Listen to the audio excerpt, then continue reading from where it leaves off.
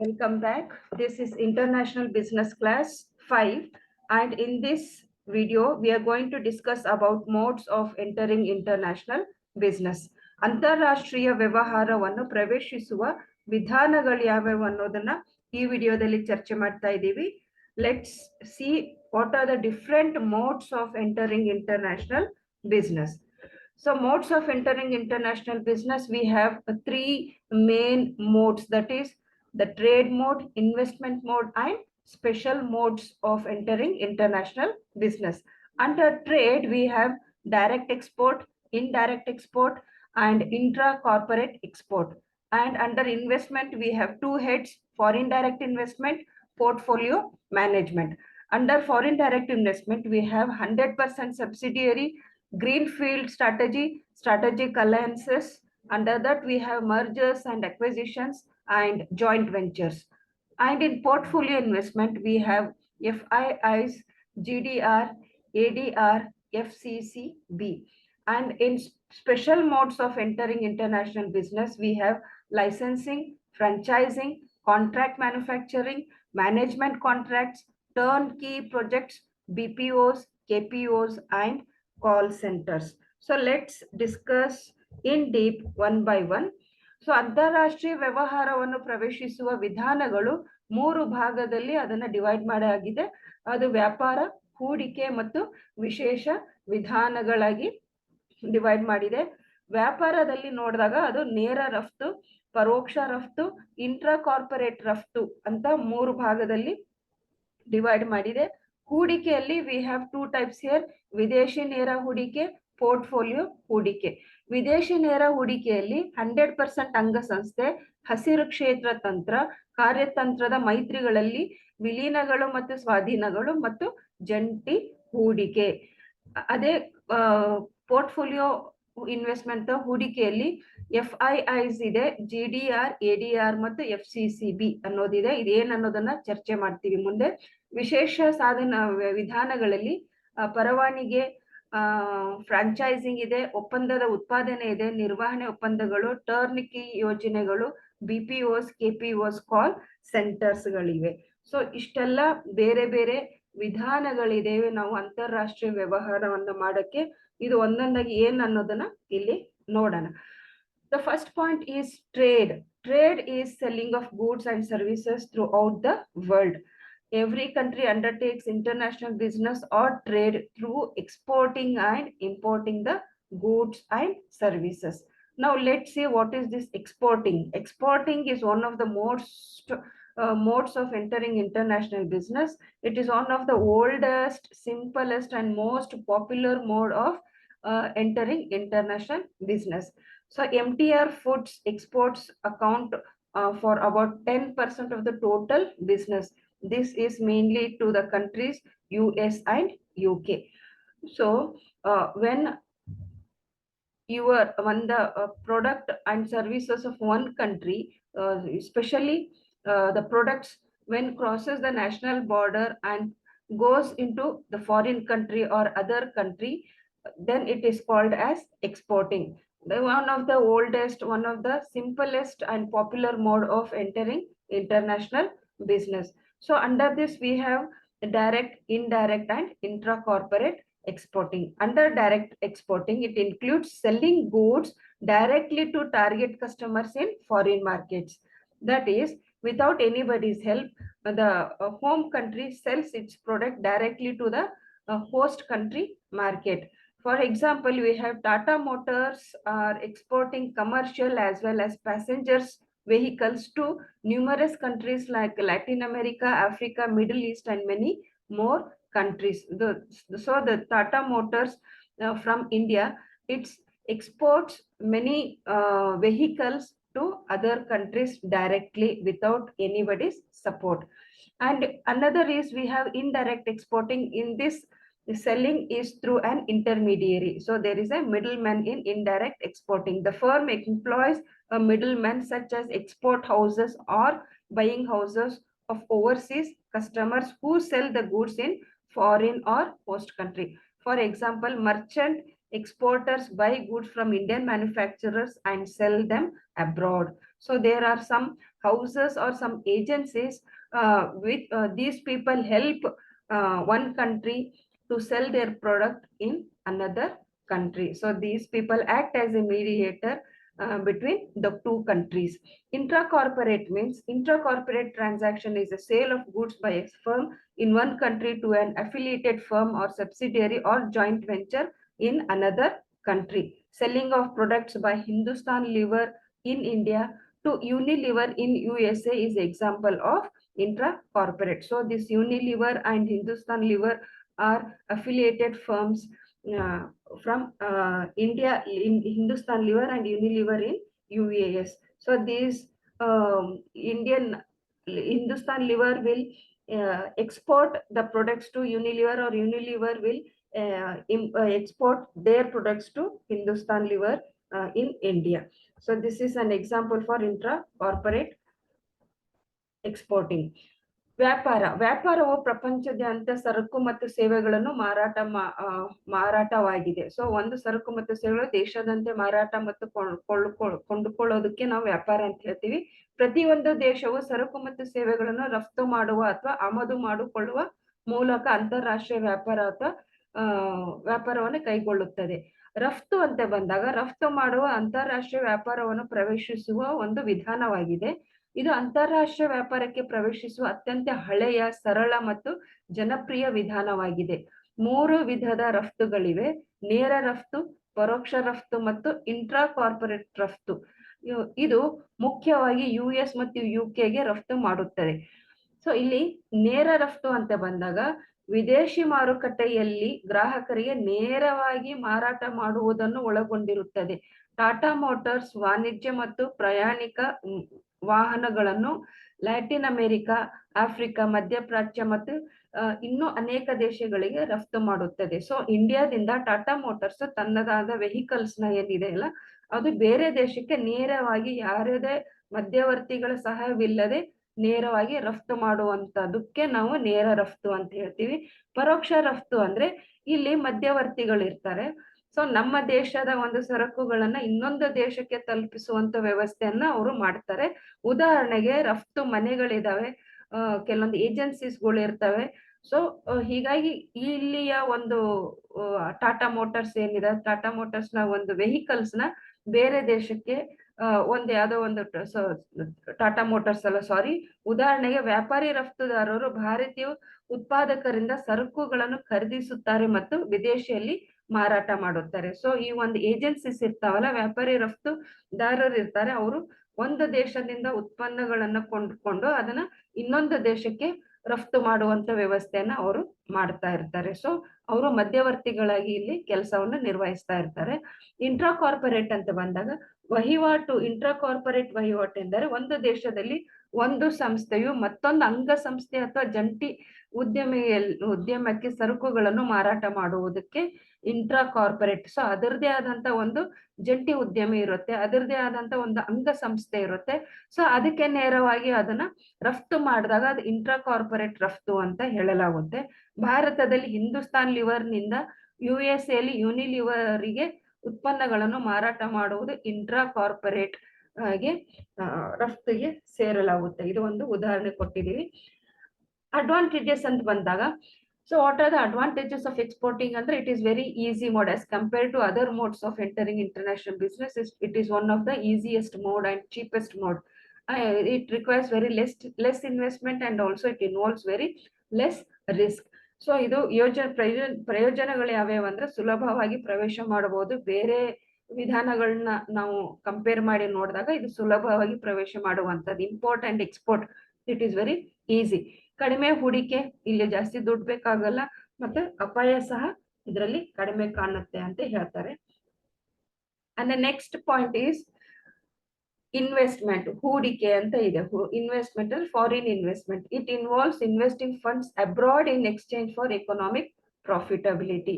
So investment ಅಂತ ಅಂದಾಗ ಒಂದು ದೇಶದ ಉದ್ಯಮಿ ಅಥವಾ ಒಂದು ದೇಶದ ಬಿಸ್ನೆಸ್ ಹೌಸ್ ಇನ್ನೊಂದು ದೇಶದಲ್ಲಿ ಹೂಡಿಕೆ ಮಾಡಿದಾಗ ಅದು ಫಾರಿನ್ ಇನ್ವೆಸ್ಟ್ಮೆಂಟ್ ಅಥವಾ ಇನ್ವೆಸ್ಟ್ಮೆಂಟ್ ಅಂತ ಅನ್ಸ್ಕೊಳ್ಳುತ್ತೆ. ಇದರಲ್ಲಿ 2 ಟೈಪ್ ಇದೆ. There are 2 types: foreign direct investment, portfolio investment. ವಿದೇಶಿ ನೇರ ಹೂಡಿಕೆ, ಪೋರ್ಟ್ಫೋಲಿಯೋ ಹೂಡಿಕೆ. So what is foreign direct investment? It involves business firm entering international business by investing capital in a foreign country.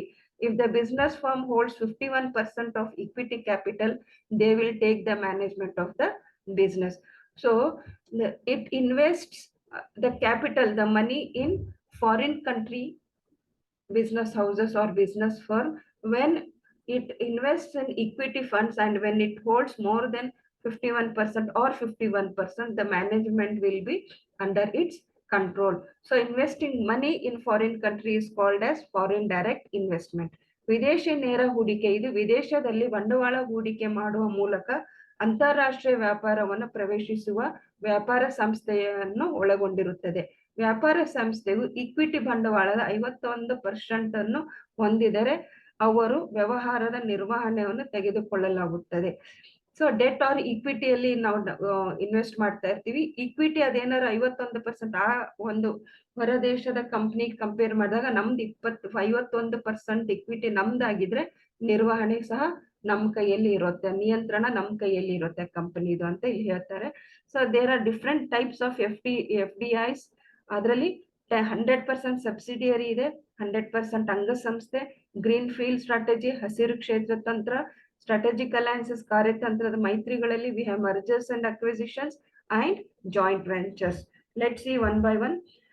First one is 100% subsidiary or wholly owned subsidiary ಅಂತ ಹೇಳ್ತೀವಿ. wholly owned subsidiary is a separate independent legal entity having 100% common stock or equity that is owned and controlled, directed and works under the guidance and decision making of parent company.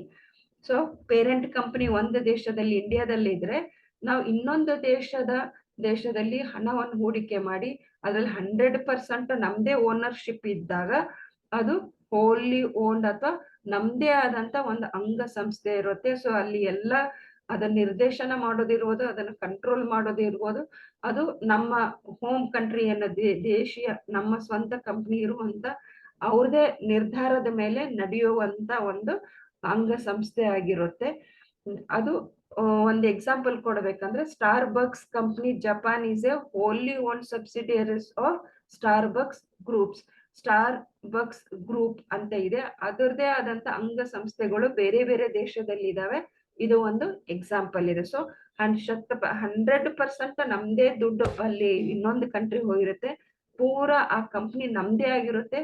ನಾವು ತಗೊಳ್ಳುವಂತ ನಿರ್ಧಾರದ ಮೇಲೆ, ನಿರ್ದೇಶನದ ಮೇಲೆ ನಿಯಂತ್ರಣ ನಮ್ಮ ಕೈಯಲ್ಲೇ ಇರುವಂತ ಒಂದು ರೂಪ ಅಥವಾ ಒಂದು ಎಂಟ್ರಿಗೆ ನಾವು wholly owned ಅಥವಾ 100% subsidiary mode of entering international business ಅಂತ ಹೇಳ್ತೀವಿ. Next one is green field strategy. A green field investment is a form of foreign direct investment where a parent company establishes operations or creates a subsidiary in another country by constructing new facilities from scratch or beginning. So here one country goes to another country and purchases the land, constructs the building and facilitates all the infrastructure needed for a business. So it starts from the beginning, from purchasing of land, that is greenfield. That strategy is called as greenfield strategy. That is starting from the scratch itself, that is taking the land and building, constructing the building and facilitating all the infrastructure needed to the business is called as greenfield strategy. Examples of greenfield investment include Toyota in Mexico, Hyundai in Czech Republic. ಹಸಿರು ಕ್ಷೇತ್ರ ತಂತ್ರ. Green field ಹೂಡಿಕೆಯು ವಿದೇಶಿ ನೇರ ಹೂಡಿಕೆಯ ಒಂದು ರೂಪವಾಗಿದೆ. ಅಲ್ಲಿ ಮೂಲ ಕಂಪನಿಯು ಮೊದಲಿನಿಂದ ಅಥವಾ ಪ್ರಾರಂಭದಿಂದ ಹೊಸದಾಗಿ ಸೌಲಭ್ಯಗಳನ್ನು ನಿರ್ವಹಿಸುವ ಮೂಲಕ ಮತ್ತೊಂದು ದೇಶದಲ್ಲಿ ಕಾರ್ಯಾಚರಣೆಗಳನ್ನು ಸ್ಥಾಪಿಸುತ್ತದೆ ಅಥವಾ ಅಂಗ ಸಂಸ್ಥೆಯನ್ನು ರಚಿಸುತ್ತದೆ. ಗ್ರೀನ್ ಫೀಲ್ಡ್ ಹೂಡಿಕೆ ಉದಾಹರಣೆಗಳಲ್ಲಿ ಮೆಕ್ಸಿಕೋದಲ್ಲಿನ ಟೊಯೋಟೋ ಇರಬಹುದು, ಜೆಕ್ ಗಣತಂತ್ರದ ಹುಂಡೈ ಸೇರಿವೆ ಅಂತ ಹೇಳಲಾಗಿದೆ. ಸೊ ಈ ಒಂದು ಹುಂಡೈ ಮತ್ತು ಟೊಯೋಟೋ ಏನಿದೆ ಅದು ಮೆಕ್ಸಿಕೋ ಮತ್ತು ಜೆಕ್ ರಿಪಬ್ಲಿಕ್ ಅಲ್ಲಿ ತಮ್ಮದೇ ಆದಂತ ಒಂದು ಜಾಗನ ಹಿಡ್ಕೊಂಡು ತಮ್ಮದೇ ಆದಂತ ಒಂದು ಇನ್ಫ್ರಾಸ್ಟ್ರಕ್ಚರ್ ಡೆವಲಪ್ ಮಾಡಿ ತಮ್ಮದೇ ಆದಂತ ಒಂದು ಬಿಲ್ಡಿಂಗ್ ನ ಕನ್ಸ್ಟ್ರಕ್ಟ್ ಮಾಡಿ ಒಂದು ಹೊಸದಾಗಿ ತಮ್ಮದೇ ಆದಂತ ಒಂದು ಕಂಪನಿನಲ್ಲಿ ಸ್ಟಾರ್ಟ್ ಮಾಡ್ಕೊಂಡಿದ್ದಾರೆ ಅಂತ ಅದಕ್ಕೆ ನಾವು ಗ್ರೀನ್ ಫೀಲ್ಡ್ ಸ್ಟ್ರಾಟಜಿ ಅಂತ ಹೇಳ್ತೀವಿ. Next one is strategic alliances. Here alliances ಅಂದ್ರೆ ದ ಮೀನಿಂಗ್ ಇಸ್ ಮೈತ್ರಿಗಳು, ಅಂದ್ರೆ on the basis of friendship, mutual understanding or friendship is called as alliances. Strategic alliances means it is an agreement between two or more business firms to share resources or knowledge, each retaining its independency and beneficial to all firms involved. So here two firms of different countries come together and they share their resources, they share their knowledge, and but they are equally independent, and it is beneficial to both the companies in different countries. ಕಾರ್ಯತಂತ್ರದ ಮೈತ್ರಿಗಳಂದ್ರೆ ಒಂದು ಕಾರ್ಯತಂತ್ರದ ಮೈತ್ರಿಯು ಸಂಪನ್ಮೂಲಗಳು ಅಥವಾ ಜ್ಞಾನವನ್ನು ಹಂಚಿಕೊಳ್ಳಲು ಎರಡು ಅಥವಾ ಹೆಚ್ಚಿನ ವ್ಯಾಪಾರ ಸಂಸ್ಥೆಗಳ ನಡುವಿನ ಒಪ್ಪಂದವಾಗಿದೆ. ಪ್ರತಿಯೊಂದನ್ನು ತನ್ನ ಸ್ವಾತಂತ್ರ್ಯವನ್ನು ಉಳಿಸಿಕೊಳ್ಳುತ್ತದೆ ಮತ್ತು ಒಳಗೊಂಡಿರುವ ಎಲ್ಲ ಸಂಸ್ಥೆಗಳಿಗೆ ಪ್ರಯೋಜನಕಾರಿಯಾಗಿದೆ. ಸೊ ಒಂದು ದೇಶ ಇನ್ನೊಂದು ದೇಶದ ಎರಡು ಬಿಸ್ನೆಸ್ ಫರ್ಮ್ಸ್ ಏನ್ ಮಾಡ್ತೇವೆ, ಎರಡು ಸೇರ್ಕೊಂಡು ಅದರದೇ ಆದಂತ ಸಂಪನ್ಮೂಲಗಳನ್ನ ಜ್ಞಾನವನ್ನ ಹಂಚಿಕೊಳ್ಳುವ ಮುಖಾಂತರ ಇಲ್ಲಿ ವ್ಯಾಪಾರವನ್ನು ಮಾಡ್ತಾರೆ, ವ್ಯವಹಾರವನ್ನು ಮಾಡ್ತಾರೆ. ಸೊ ಎರಡು ಸ್ವತಂತ್ರವಾಗಿರ್ತವೆ, ಯಾವುದೇ ಅಡೆತಡೆಗಳಿರಲ್ಲ. ಇದರಿಂದ ಎರಡು ಕಂಪ್ನಿ ಅಥವಾ 2 ರಿಂದ 3 ಕಂಪ್ನಿಗಳು ಸೇರಿ ಮಾಡುವಂತ ಒಂದು ವ್ಯವಹಾರ ಆಗಿರುತ್ತೆ. ಸೊ ಪ್ರತಿಯೊಂದು ಇದರಲ್ಲಿ ಪ್ರಯೋಜನ ಪಡೆದುಕೊಳ್ಳುತ್ತವೆ ಅಂತ ಇಲ್ಲಿ ಹೇಳ್ತಾರೆ. ಇದರಲ್ಲಿ ಫಸ್ಟ್ ಒನ್ ಅಂತೆ ಅಂದ್ರೆ mergers and acquisition. It is consolidation of companies. Combination or consolidation of companies. Mergers is the combination of two companies to form one company, while acquisition is one company taken over by the other company. There are two separate companies come together to create more value compared to being individual. So mergers means two companies come together, that is A and B come together, they form one company. Whereas acquisition means one will be strong, another will be weak. The stronger company will take over all or acquire the weaker firm, and they become one company. For example, the merger of Exxon and Mobil oil producers in United States. Android has easily been Google's most successful acquisition when it comes to smartphones. Coca-Cola and Monster acquisition 2015 is also one of the example of mergers and acquisition. That is, Coca-Cola and Monster is an health drink. So Coca-Cola acquired this Monster in the year 2015.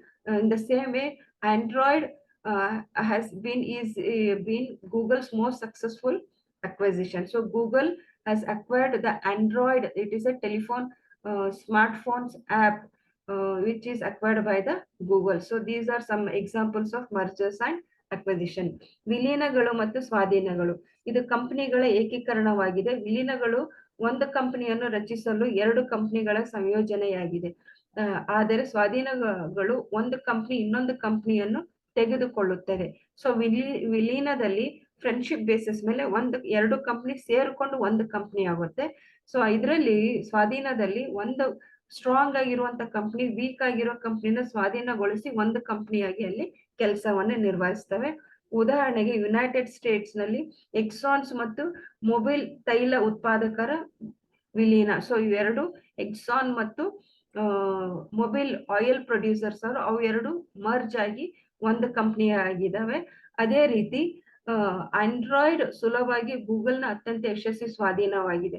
So Google Android ಏನು ನಿಮ್ದು smart phones Android ಇದೆಯಲ್ಲ, ಅದು Google ಸ್ವಾಧೀನ ಪಡಿಸ್ಕೊಂಡಿದೆ ಅಂತ ಹೇಳಲಾಗಿದೆ ಇಲ್ಲಿ. Coca-Cola ಮತ್ತು monster ಅದು ಹೆಲ್ತ್ ಡ್ರಿಂಕ್, ಕೊಕೊಕೋಲಾ ಅದನ್ನ ಸ್ವಾಧೀನಗೊಳಿಸಿದೆ 2015 ಅಲ್ಲಿ. ಇದು one of the famous examples given under mergers and acquisition. And the next one is joint ventures. A joint venture is a partnership between a domestic and foreign firms. Both partners invest money, share ownership, and share control of the business firms. So here two firms, one from domestic company and another from foreign country, or two countries come together on partnership basis and they share everything equally as per the agreement. So for example, we have Maruti and Suzuki, Hero and Honda. Maruti from India, Suzuki from other country, Hero from India, Honda from other country. So they get the market easily of other country also. ಜಂಟಿ ಹೂಡಿಕೆ, ಜಂಟಿ ಉದ್ಯಮವು ದೇಶೀಯ ಮತ್ತು ವಿದೇಶಿ ಸಂಸ್ಥೆಗಳ ನಡುವಿನ ಪಾಲುದಾರಿಕೆಯಾಗಿದೆ. ಎರಡು ಪಾಲುದಾರರು ಹಣವನ್ನು ಹೂಡಿಕೆ ಮಾಡ್ತಾರೆ, ಮಾಲೀಕತ್ವವನ್ನು ಹಂಚಿಕೊಳ್ತಾರೆ ಮತ್ತು ವ್ಯಾಪಾರ ಸಂಸ್ಥೆಯ ನಿಯಂತ್ರಣವನ್ನು ಹಂಚಿಕೊಳ್ತಾರೆ. ಸೊ ಇಲ್ಲಿ ಎರಡು ದೇಶ, ಒಂದು ದೇಶಿ ಇನ್ನೊಂದು ವಿದೇಶಿ ಸಂಸ್ಥೆಗಳು ಎರಡು ಪಾಲುದಾರ ಅಂದ್ರೆ ಎರಡು ಹಣವನ್ನು ಹೂಡಿಕೆ ಮಾಡ್ತಾರೆ, ಮಾಲೀಕತ್ವವನ್ನು ನಿಯಂತ್ರಣವನ್ನು ಎಲ್ಲ ಸರಿಯಾಗಿ ಮಾಡಿಕೊಂಡು ಎರಡು ದೇಶದಲ್ಲಿ ಅವರಿಗೆ ಮಾರುಕಟ್ಟೆ ಸಿಗುತ್ತೆ, ಎರಡು ದೇಶದ ಅನುಕೂಲಗಳು ಇವರಿಗೆ ಒದಗಿ ಬರುತ್ತೆ. ಸೊ ಉದಾಹರಣೆಗೆ ಅಂದ್ರೆ ಮಾರುತಿ ಮತ್ತು ಸುಜುಕಿ, ಹೀರೋ ಮತ್ತು ಹೊಂಡಾ ಅಂತ ಕೊಟ್ಟಿದೆ. Next point is portfolio investment. Foreign direct investment ಅಂದ್ರೆ ಅಲ್ಲಿ ಹಣ ಎರಡು ಕಂಪ್ನಿಗಳು ಸೇರ್ತವೆ, ಅದು ಆಗಿದೆ. ಇಲ್ಲಿ ಪೋರ್ಟ್ಫೋಲಿಯೋ ಇನ್ವೆಸ್ಟ್ಮೆಂಟ್ ಅಂತ ಬಂದಾಗ it includes investing in foreign companies stock ಇಲ್ಲಿ ಇನ್ವೆಸ್ಟ್ಮೆಂಟ್, ದುಡ್ಡು ಇನ್ವೆಸ್ಟ್ ಮಾಡಿರ್ತಾರೆ, ಶೇರ್ಸ್, ಡಿಬೆಂಚರ್ಸ್ ಅಲ್ಲಿ, ಸೆಕ್ಯೂರಿಟೀಸ್ ಅಲ್ಲಿ ಇನ್ವೆಸ್ಟ್ ಮಾಡಿರುವಂತ ಒಂದು ಸಿಸ್ಟಮ್ ಆಗಿರುತ್ತೆ. So it includes investing in foreign company stocks, debentures and financial assets to earn income through dividends, interest and profit. So in foreign direct investment, it involves all sort of business activities that producing and selling, whereas here it is purely investment in securities and debentures, equities and financial assets in order to earn dividends, interest and profit. Portfolio ಹೂಡಿಕೆ ಎಂದರೆ ಇದು ಲಾಭಾಂಶ, ಬಡ್ಡಿ ಮತ್ತು ಲಾಭದ ಮೂಲಕ ಆದಾಯ ಗಳಿಸಲು ವಿದೇಶಿ ಕಂಪನಿಯ ಷೇರುಗಳಲ್ಲಿ, ಡಿಬೆಂಚರುಗಳಲ್ಲಿ ಮತ್ತು ಹಣಕಾಸು ಆಸ್ತಿಗಳಲ್ಲಿ ಹೂಡಿಕೆ ಮಾಡುವುದನ್ನು ಒಳಗೊಂಡಿರುತ್ತದೆ. Just investing the money sitting at home country and investing in foreign countries companies is called as portfolio investment. Under that we have FIIs, that is foreign institutional investors. Foreign institutional investors are those institutional investors which invest in the assets belonging to different countries. Foreign institutional investors can include pension funds, investment banks, hedge funds and mutual funds. It facilitates for financial innovations and growth in capital market. So it is purely financial transaction. So one country invest money in other country in the form of debenture, equity or assets in the form of pension funds, investment banks, hedge fund, mutual funds. In return it may expect some amount of dividends, interest or profit. So IIC ವಿದೇಶಿ ಸಾಂಸ್ಥಿಕ ಹೂಡಿಕೆದಾರರು, ವಿದೇಶಿ ಸಾಂಸ್ಥಿಕ ಹೂಡಿಕೆದಾರರು ಬೇರೆ ದೇಶಕ್ಕೆ ಸೇರಿದ ಆಸ್ತಿಗಳಲ್ಲಿ ಹೂಡಿಕೆ ಮಾಡುವ ಸಾಂಸ್ಥಿಕ ಹೂಡಿಕೆದಾರರು. ವಿದೇಶಿ ಸಾಂಸ್ಥಿಕ ಹೂಡಿಕೆದಾರರು ಪಿಂಚಣಿ ನಿಧಿಗಳು, ಹೂಡಿಕೆ ಬ್ಯಾಂಕುಗಳು, ಹೆಡ್ಜ್ ಫಂಡ್ಗಳು ಮತ್ತು ಮ್ಯೂಚುವಲ್ ಫಂಡ್ಸ್ ಗಳನ್ನು ಒಳಗೊಂಡಿರಬಹುದು. ಇದು ಬಂಡವಾಳ ಮಾರುಕಟ್ಟೆಗಳಲ್ಲಿ ಹಣಕಾಸಿನ ಆವಿಷ್ಕಾರ ಮತ್ತು ಬೆಳವಣಿಗೆಯನ್ನು ಸುಲಭಗೊಳಿಸುತ್ತದೆ. ಸೊ ಇದು ಒಂದು ದೇಶದಲ್ಲಿ ಕೂತ್ಕೊಂಡು ಇನ್ನೊಂದು ದೇಶದಲ್ಲಿ ನೀವು ಫಂಡ್ಸ್ ಅನ್ನ ಹೂಡಿಕೆ ಮಾಡೋದ್ರ ಮುಖಾಂತರ ನಿಮಗೆ some percent of profit can be earned. Next one is JDR, ADR and FCCB and the global depository receipts, American depository receipts and foreign currency convertible bonds anta ಹೇಳ್ತಾರೆ. These are special kinds of securities which are issued in foreign markets to raise capital in foreign currency. Such instruments may be equity or fund or mix of both. So ಜಾಗತಿಕ ಠೇವಣಿ ರಸೀದಿಗಳು, America ಠೇವಣಿ ರಸೀದಿಗಳು, ವಿದೇಶಿ currency convertible ಬಾಂಡ್ಗಳು, ಇವು ವಿದೇಶಿ ಕರೆನ್ಸಿಯಲ್ಲಿ ಬಂಡವಾಳವನ್ನು ಸಂಗ್ರಹಿಸಲು ವಿದೇಶಿ ಮಾರುಕಟ್ಟೆಯಲ್ಲಿ ನೀಡಲಾಗುವ ವಿಶೇಷ ರೀತಿಯ ಭದ್ರತೆಗಳಾಗಿವೆ. ಇಂಥ ಉಪಕರಣಗಳು ಇಕ್ವಿಟಿ ಅಥವಾ ಸಾಲ ಅಥವಾ ಎರಡು ಮಿಶ್ರಣವಾಗಿರಬಹುದು. So in order to raise funds in foreign country in the form of foreign currency, these are being invested by other countries. So these are the different types of investments made. Now let's see what are the special modes of entering international business. Under this we have licensing, franchising, contract manufacturing, management contracts, turnkey project, BPOs, KPOs and call centers. So what is licensing?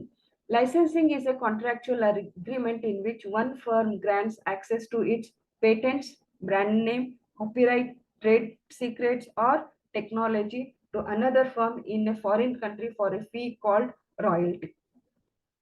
The firm that grants such permission is known as licensor, and the other firm in which foreign country that acquires that rights are known as licensee. So here one company from one country gives permission to make use of its patents, its process, its brand name, its copyright.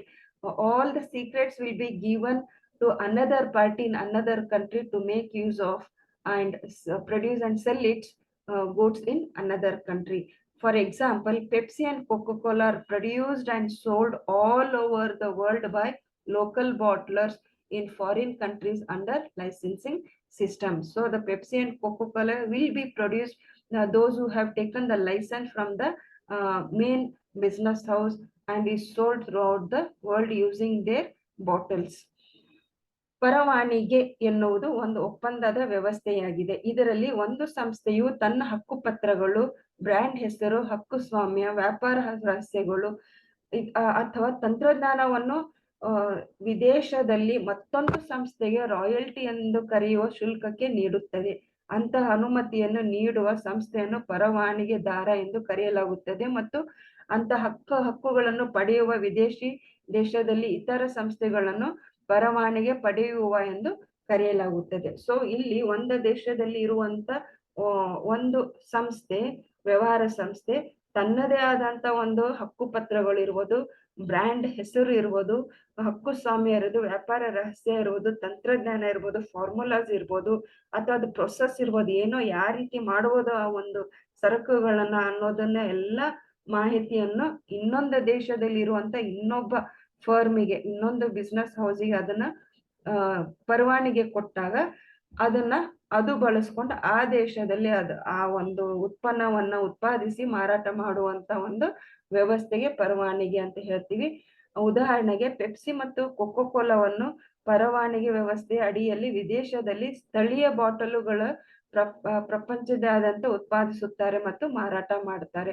So Coca-Cola ಮತ್ತು Pepsi ಅದು procedure, ಅದರದ್ದು ಏನು ಒಂದು ತಂತ್ರಜ್ಞಾನ ಇರ್ಬೋದು, ಅದ್ರ ರಹಸ್ಯ ಇರ್ಬೋದು, ಬ್ರ್ಯಾಂಡ್ ಹೆಸರು ಇರ್ಬೋದು, ಅದೆಲ್ಲ ಇನ್ನೊಂದು ದೇಶಕ್ಕೆ ಕೊಟ್ಟಾಗ ಅದನ್ನ ಬಳಸ್ಕೊಂಡು ಅಲ್ಲಿ ಇರುವಂತ ಬಾಟಲ್ಗಳಲ್ಲಿ ಅದನ್ನ ಫಿಲ್ ಮಾಡಿ ಮಾರಾಟ ಮಾಡುವಂತ ಜಗತ್ತಿನಡೆ ಇದು ಕಾಮನ್ ಆಗಿ ಕೊಟ್ಟಿರುವಂತ ಒಂದು ಎಕ್ಸಾಂಪಲ್ ಇಲ್ಲಿ ಹೇಳ್ಬೋದು.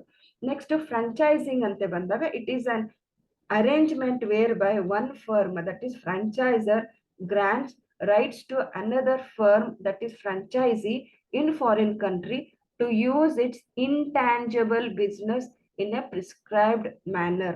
Intangible means it is related to services which cannot be seen. So it is not a goods or products manufactured, it is only service. Intangible, it may be knowledge, it may be service oriented. The franchisor receives royalty at an agreed percentage of revenue. For example, McDonald's, Pizza Hut, KFC, and Walmart are some of the leading franchisors operating worldwide.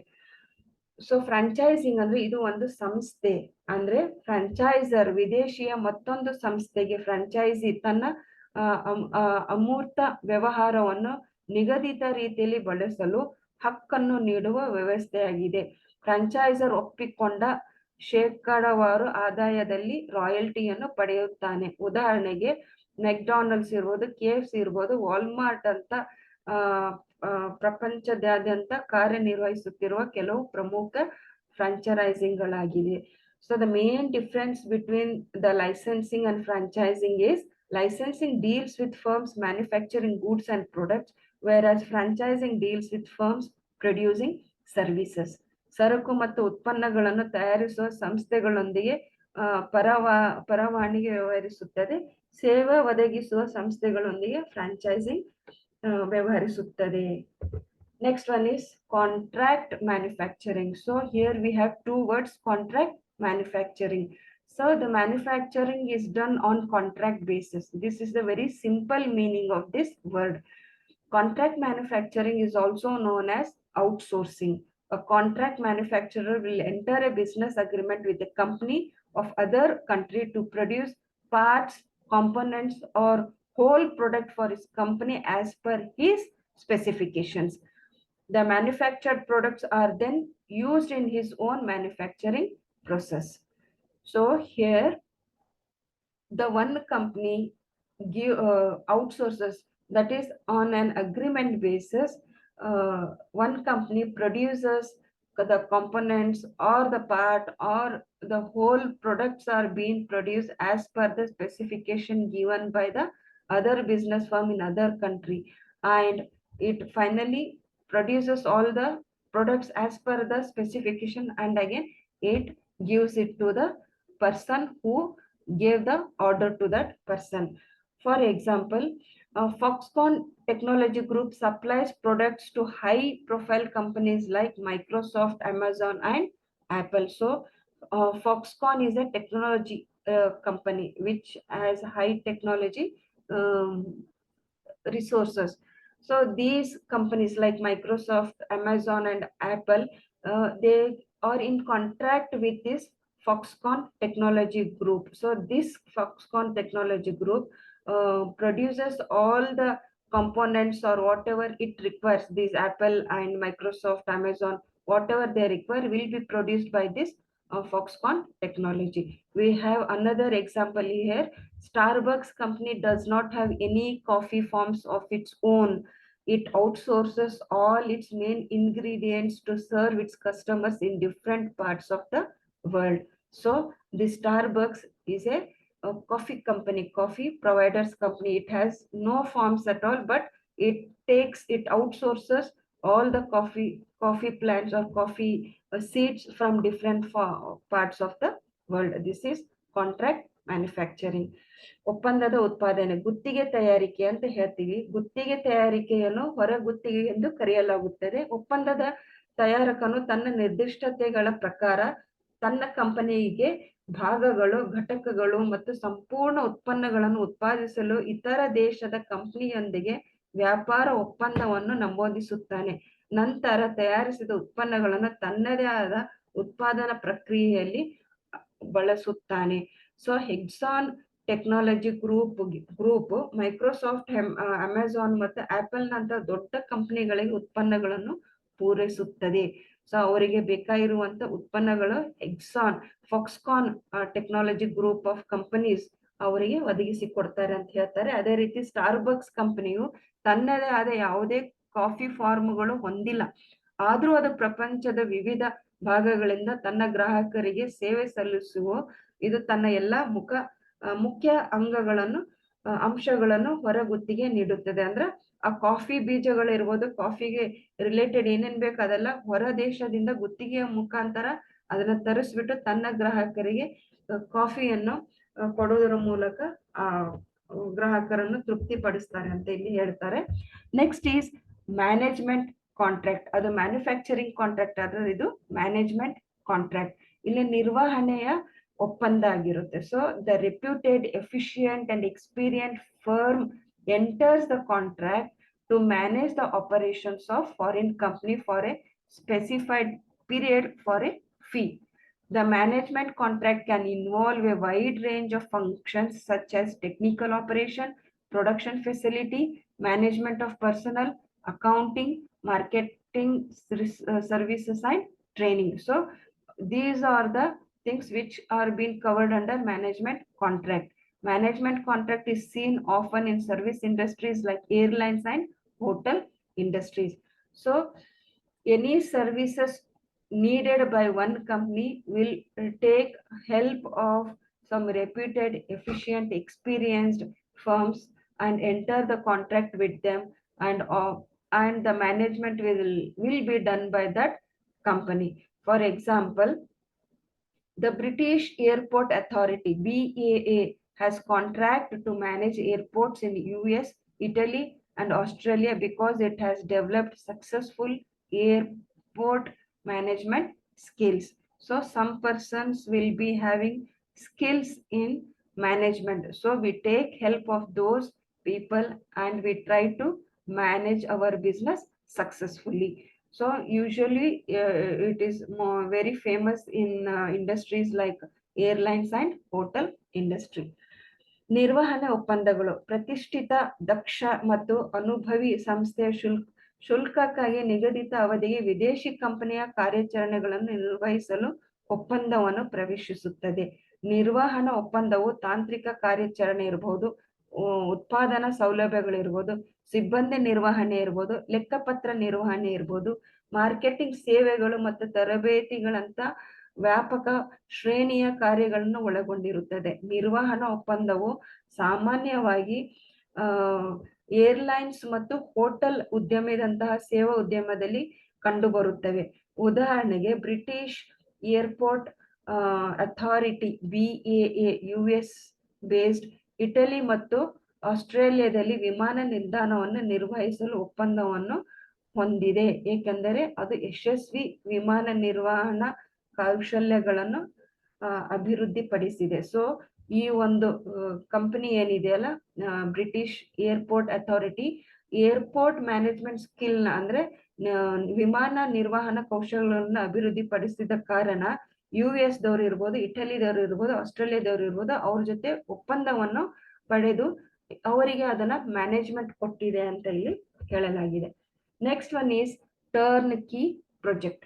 Turnkey projects are generally carried out as an agreement between one business belonging to a developed country and the other to a developing country. So there is a contract between developing and developed country. One country fully designs, that is developed country, fully designs, constructs and equips a production or service facility to another country, that is developing country. The project is handed over to the purchaser upon completion. The project is handed over in such a ready state that the purchaser just has to turn the key or just cut the ribbon to bring the facility to ignition or to start. There are various types of turnkey project: build and transfer, build, own, operate and transfer, build, own, lease and transfer, boot and bolt. Turn-key ಯೋಜನೆಗಳು. Turn-key ಪ್ರಾಜೆಕ್ಟ್ಗಳಲ್ಲಿ ಒಂದು ಅಭಿವೃದ್ಧಿ ಹೊಂದಿದ ದೇಶಕ್ಕೆ ಸೇರಿದ ವ್ಯವಹಾರ ಮತ್ತು ಮತ್ತೊಂದು ಅಭಿವೃದ್ಧಿಶೀಲ ರಾಷ್ಟ್ರದ ನಡುವಿನ ಒಪ್ಪಂದವಾಗಿರುತ್ತದೆ. ಒಂದು ದೇಶವು ಮತ್ತೊಂದು ದೇಶಕ್ಕೆ ಉತ್ಪಾದನೆ ಅಥವಾ ಸೇವೆ ಸೌಲಭ್ಯಗಳನ್ನು ಸಂಪೂರ್ಣವಾಗಿ ವಿನ್ಯಾಸಗೊಳಿಸುತ್ತದೆ, ನಿರ್ವಹಿಸುತ್ತದೆ ಮತ್ತು ಸಜ್ಜುಗೊಳಿಸುತ್ತದೆ. ಯೋಜನೆಯು ಪೂರ್ಣಗೊಂಡ ನಂತರ ಖರೀದಿದಾರರಿಗೆ ಹಸ್ತಾಂತರಿಸಲ್ಪಡುತ್ತದೆ. ಖರೀದಿದಾರನು ಕೆಲಸವನ್ನು ಪ್ರಾರಂಭಿಸಲು ಯೋಜನೆಯನ್ನು ಕೇವಲ ಕೀಲಿಯನ್ನು ತಿರುಗಿಸಬೇಕಾಗುತ್ತದೆ ಅಥವಾ ಪ್ರಾರಂಭದ ಹಂತದ ಸ್ಥಿತಿಯಲ್ಲಿ ಹಸ್ತಾಂತರಿಸಲಾಗುತ್ತದೆ. ವಿವಿಧ ರೀತಿಯ ಟರ್ನ್-ಕೀ ಯೋಜನೆ: ನಿರ್ವಹಿಸಿ ಮತ್ತು ವರ್ಗಾಯಿಸಿ. ನಿರ್ವಹಿಸಿ ಮಾಲೀಕತ್ವ ಪಡೆಯುವುದು, ನಿರ್ವಹಿಸಿ ಮತ್ತು ವರ್ಗಾಯಿಸುವುದು. ನಿರ್ಮಾಣ, ಮಾಲೀಕತ್ವ, ಗುತ್ತಿಗೆ ಮತ್ತು ವರ್ಗಾವಣೆ, ಬೂಟ್ ಅಂಡ್ ಬೋಲ್ಟ್ ಅಂತ ಹೇಳ್ತೀವಿ. ಸೊ ಇಲ್ಲಿ ಏನಾಗುತ್ತೆ, ಒಂದು ವರ್ಕ್ ಆರ್ಡರ್ ನ ಕೊಡ್ತಿರೋ ಒಂದು ಕೆಲಸವನ್ನು ಇನ್ನೊಂದು ದೇಶಕ್ಕೆ ಅಂದ್ರೆ ಅಭಿವೃದ್ಧಿ ಹೊಂದಿದ ದೇಶಕ್ಕೆ, ಅಭಿವೃದ್ಧಿ ಹೊಂದುತ್ತಾ ಇರುವಂತ ಅಥವಾ ಅಭಿವೃದ್ಧಿಶೀಲ ಅಂತ ಏನ್ ಹೇಳ್ತಿರಲ್ಲ, ಅಭಿವೃದ್ಧಿ ಹೊಂದುತ್ತಾ ಇರುವ ದೇಶ, ಅಭಿವೃದ್ಧಿ ಹೊಂದಿದ ದೇಶಕ್ಕೆ ಒಂದು ಕೆಲಸವನ್ನು ಕೊಟ್ಟಾಗ ಅದು ಸಂಪೂರ್ಣವಾಗಿ ಅದೇ ಡಿಸೈನ್ ಮಾಡಿ, ಕನ್ಸ್ಟ್ರಕ್ಟ್ ಮಾಡಿ, ಅದಕ್ಕೆ ಬೇಕಾಗಿರುವಂತ ಎಲ್ಲಾ ರೀತಿಯಾದ ಸಂಪನ್ಮೂಲಗಳನ್ನ ಸಜ್ಜು ಮಾಡಿ, ಕಡೆಗೆ ಎಲ್ಲ ಮುಗಿದ ನಂತರ ಅದನ್ನ ಖರೀದಿದಾರಿಗೆ ಹಸ್ತಾಂತರಿಸಲಾಗಿದೆ. ಇವನ್ ಖರೀದಿದಾರ ಏನ್ ಮಾಡ್ತಾರೆ, ಜಸ್ಟ್ ಹೋಗಿ ಅದನ್ನ ರಿಬ್ಬನ್ ಕಟ್ ಮಾಡಿ ಅಥವಾ ನೀವೇನು ಬಲಗಾಲಿಟ್ಟು ಒಳಗೆ ಹೋಗೋದು ಅಂತಾರಲ್ಲ, ಅಷ್ಟರ ತನನು ಎಲ್ಲಾನು ಅವರಿಗೆ ಒಂದು ಒಪ್ಪಂದದ ಮೇರೆಗೆ ಅವ್ರಿಗೆ ಯಾವ ರೀತಿ ಬೇಕೋ ಆ ರೀತಿ ಒಂದು ಕೆಲಸವನ್ನ ಒಂದು ಪ್ರಾಜೆಕ್ಟ್ ಅನ್ನು ಕಂಪ್ಲೀಟ್ ಮಾಡಿ ಕೊಡೋದಕ್ಕೆ ಟರ್ನ್-ಕೀ ಪ್ರಾಜೆಕ್ಟ್ ಅಂತ ಹೇಳ್ತಾರೆ. The last one is BPOs, KPOs and call centers. BPOs means business process outsourcing. KPOs means knowledge process outsourcing. Business process outsourcing is a business contract made by one organization with other in foreign or external service providers to perform an essential business function or task. So some business processes is being done by other company in which is in other country, or some business task or business function is being processed or performed by the other company. Knowledge process outsourcing means contract out with knowledge based work or qualified subject matter experts when they have a shortage of skilled professional on staff. So when we are lacking in some skills, or when we are lacking in some professional, we take help of some other country who are very knowledgeable or who are very expert in that subject matter. So exchanging of this knowledge from one country to another country is called as knowledge process outsourcing. Call centers is a department which deals with incoming and outgoing telephone calls. They deal with both new and existing customers and are managed by team of advisors or agents. The call centers offers customer support, handling their inquiries, carrying out telemarketing, conducting market research throughout the world. So from one country to another country, there will be some incoming calls and outgoing calls where they deal or they support the customers. They handle some whatever problems they have. They carry out some telemarketing, conduct some market research from one country to another country through telephone. This is called call center. ವ್ಯಾಪಾರ ಪ್ರಕ್ರಿಯೆ ಹೊರಗುತ್ತಿಗೆ. So ವ್ಯಾಪಾರದ ಪ್ರಕ್ರಿಯೆ ಅದು ಯಾವುದೇ ಪ್ರಕ್ರಿಯೆ ಆಗಿರ್ಬೋದು, ಅದು ನಾವು ಬೇರೆ ದೇಶದಿಂದ ಪಡ್ಕೊಂಡಾಗ ಅದು BPO ಆಗುತ್ತೆ. KPO ಅಂದ್ರೆ ಜ್ಞಾನ ಆಧಾರಿತ. ನಮ್ಮಲ್ಲಿ ಜ್ಞಾನ ಅಥವಾ ಕೌಶಲ್ಯ ಕಡಿಮೆ ಇದ್ದಾಗ ಆ ಒಂದು ಜ್ಞಾನವನ್ನು ನಾವು ಹೊರ ದೇಶದಿಂದ ಗುತ್ತಿಗೆಯನ್ನು ತಗೊಂಡಾಗ ಅದು ಜ್ಞಾನ ಪ್ರಕ್ರಿಯೆ ಹೊರಗುತ್ತಿಗೆ ಅಂತ ಹೇಳ್ತೀವಿ. ಕರೆ ಸೆಂಟರ್ಗಳು ಅಂತ ಅಂದ್ರೆ ದೂರವಾಣಿಯ ಮುಖಾಂತರ ಒಂದು ಕರೆಗಳನ್ನು ಒಂದು ಕರೆ ಕೇಂದ್ರ ಆಗಿರುತ್ತೆ. ಒಳ ಬರುವ ಮತ್ತು ಹೊರ ಹೋಗುವ ದೂರವಾಣಿ ಕರೆಗಳೊಂದಿಗೆ ವ್ಯವಹರಿಸುವ ವಿಭಾಗವಾಗಿದೆ. ಸೊ ಅಲ್ಲಿ ಗ್ರಾಹಕರ ಹೊಸ ಗ್ರಾಹಕರು ಇರುವುದು, ಅಸ್ತಿತ್ವದಲ್ಲಿರೋ ಗ್ರಾಹಕರಿಗೆ ಆಗಿರ್ಬೋದು, ಅವ್ರದ್ದು ಯಾವ್ದೇ ರೀತಿಯಾದ ಸಲಹೆಗಳು ಇರ್ಬೋದು, ಯಾವುದೇ ರೀತಿಯ ಸಮಸ್ಯೆಗಳು ಇರ್ಬೋದು, ಅಥವಾ ಯಾವುದೋ ಒಂದು ಸಂಶೋಧನೆ ಮಾಡೋಕ್ಕಿರ್ಬೋದು, ಇವು ಕೆಲವೊಂದು ವಿಷಯಕ್ಕೆ ಅವರು ಟೆಲಿಫೋನ್ ಮುಖಾಂತರ ಸಂಪರ್ಕವನ್ನು ಇಟ್ಕೊಂತಾರೆ. ಸೊ ಈ ದೇಶದಿಂದ ಇನ್ನೊಂದು ದೇಶಕ್ಕೆ ದೂರವಾಣಿಯ ಮುಖಾಂತರ ಸಂಪರ್ಕ ಇಟ್ಕೊಂಡು ಈ ರೀತಿಯಾಗಿ ಹೊರ ದೇಶವನ್ನು ಅವರು ಪ್ರವೇಶಿಸುತ್ತಾರೆ ಅಂತ ಇಲ್ಲಿ ಹೇಳ್ಬೋದು. So these are the different modes of international business. So this is all I wanted to share with you today. I'll be back with another new topic in my next video. Until then, have a nice time. Thank you very much.